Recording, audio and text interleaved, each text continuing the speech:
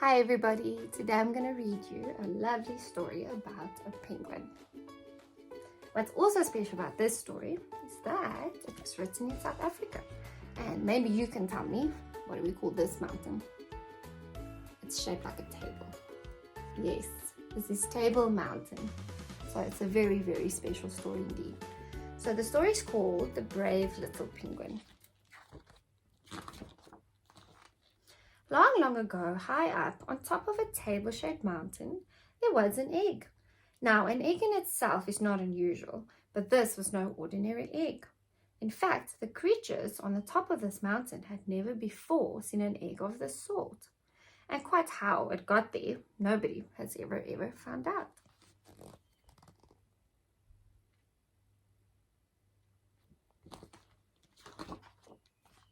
But there, all those many years ago, sat this unusual egg on top of that table-shaped mountain.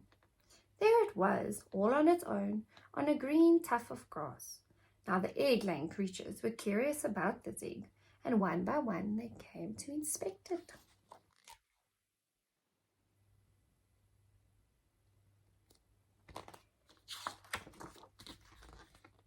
The blue-headed lizard and the stripy snake both looked at it rather suspiciously. "Doesn't look like it belongs to anyone in my family," croaked the lizard, and off he scuttled rather hurriedly. "If it belongs to someone in my family, I wouldn't like to meet this particular cousin in a dark and craggy nook," hissed the snake, slithering off as fast as he could.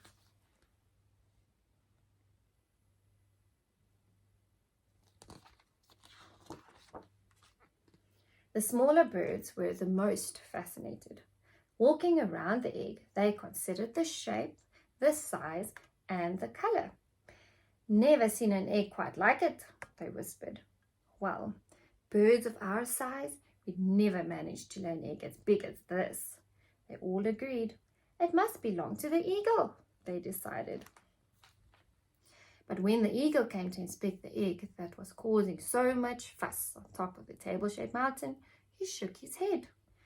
"I'm most impressed by the size of this egg, but it certainly does not belong to anyone in my family." And off he flew.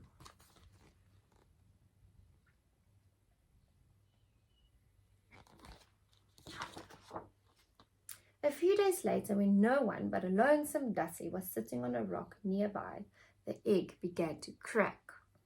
The Dassie moved a bit closer. The egg cracked even more. Closer still the Dassie went, and with a final loud crack, out popped the little head of a penguin. "Are you my mummy?" asked the fluffy little bird. "No, not me," stammered the Dassie, who was very surprised to see a bird of this sort.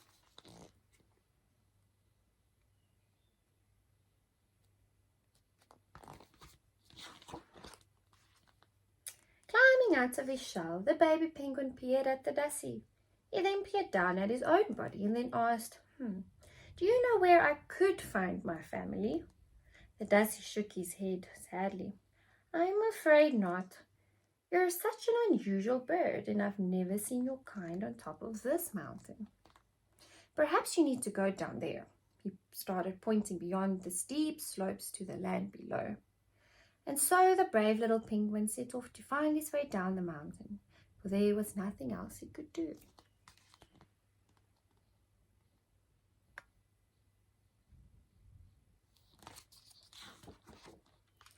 Struggling down the rocky face, the penguin came across a baboon, who laughed scornfully at the penguin.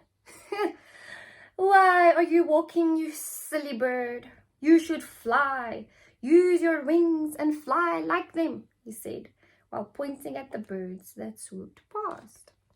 Looking at the birds and looking at his wings, he understood what the baboon was saying. He began to flap his wings faster and faster. He even tried to jump, leaping off a nearby rock. But try as he might, he could not lift off the ground.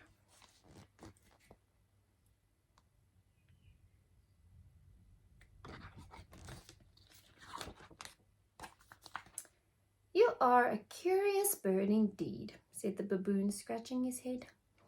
What are you? I'm afraid I do not know, said the little penguin sadly. I'm looking for my family right now. The baboon shook his head. I cannot help you. Best you keep on walking. And so off went the penguin again.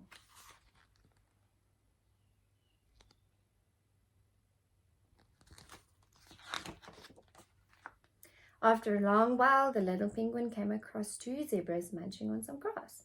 Hello, panted the penguin, who was by this time quite out of breath and rather hungry. Do you know where I could find my family? My dear child, said the big zebra, I haven't a clue. Can't he stay with us, Mummy? Said the baby zebra. We could look after him, and there's plenty of grass to share. I'd love to eat some, said the penguin, and with that he munched on a mouthful of grass. Do you think penguins eat grass? Let's see.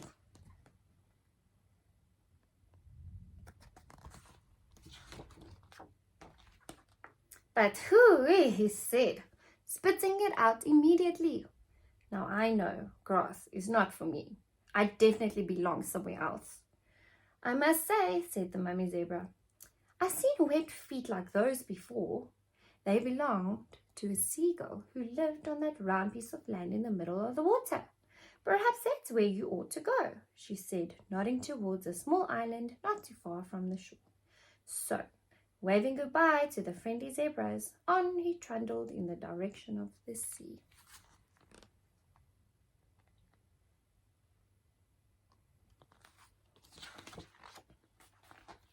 It was a very long time before the penguin reached the ocean, but when he did, he sniffed the air.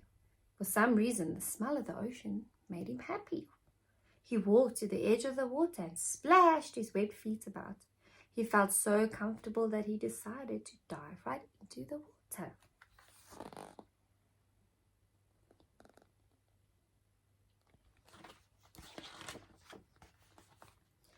And that's exactly what he did. Oh, how marvelous it felt, the cold water covering his feathers. Oh, how easily he swam. And when a school of fish swam by, he knew instinctively that he could eat them. And he ate and ate until he was no longer hungry.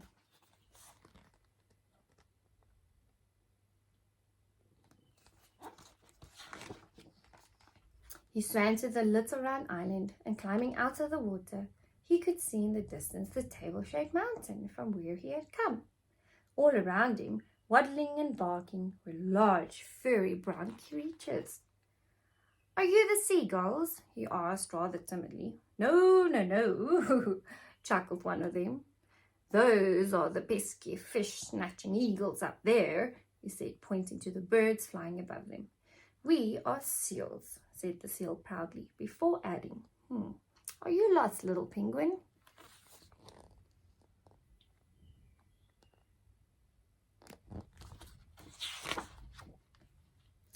I'm a penguin, said little penguin, looking surprised. Of course you are, said the seal. And if you hop on my back, I'll take you to your penguin family. And so off they went, swimming under and over the waves, Penguin feeling as happy as could be. At last they reached a beautiful white sandy beach with big round boulders, and there, ambling about on the shore and splashing in the water, were hundreds of penguins just like himself.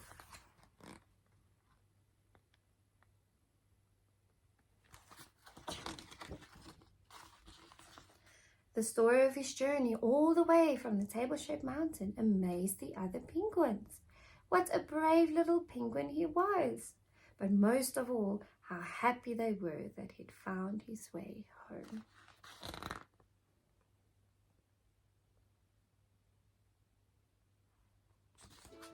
And that is the end of our beautiful story. I hope you enjoyed the story time with me. Bye for now.